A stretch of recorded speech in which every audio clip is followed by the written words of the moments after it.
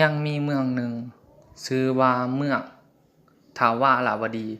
เมืองนี้ตั้งอยู่แคมแม่น้ำเป็นเมืองที่มีความอุดมสมบูรณ์ไปด้วยข้าวของเงินค่ำพืชพันธุ์ธัญญาหารทุกชนิดเจริญรุ่งเรืองไปรวย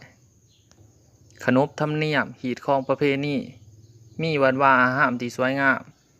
พวกพ่อค้าก็นำเอาเครื่องของมาขายบ่ขาดสายเมืองนี้อ้อมรอบไปด้วยกำแพงที่แน่นหนาแข็งแกร่งและมี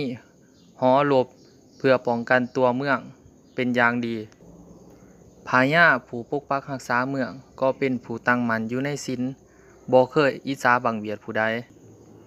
หลายปีผ่านไปผู้เป็นมเหสีของพระองค์ก็ได้ถือผ้านับเวลาได้11 เดือนก็เกิดลูกผู้ชายมีรูปโฉมอันสวยสดงดงามจึงตั้งชื่อให้ตามฮีตของประเพณี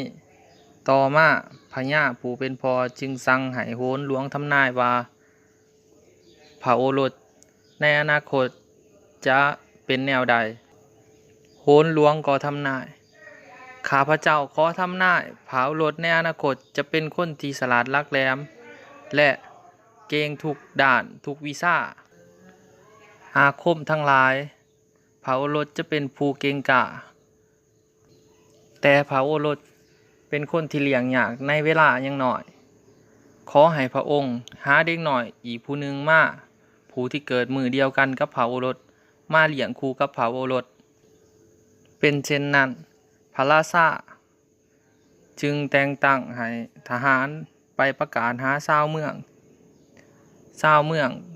าวนครอยู่อ้อมข้างว่าไผมีลูกเกิดมื้อเดียวกันกับพระโอรสสิขอเป็นลูกบุญธรรมในที่สุดก็ได้ลูกชาวเมืองผู้หนึ่งซึ่งเกิดร่วมมื้อเดียวกันเมื่อพญาได้ลูกน้อยมาเลี้ยงคู่กันพญาก็มีความปิติชื่นชมหาอันเปรียบเทียบบ่ได้แต่ปรากฏว่ายังขาดแม่นมจะเลี้ยงดูบังเอิญครอบครัวของเสนาขันต่ำเมียมันเกิดลูกออกมาตายพญาจึงสั่งให้ผัวเมียคู่นี้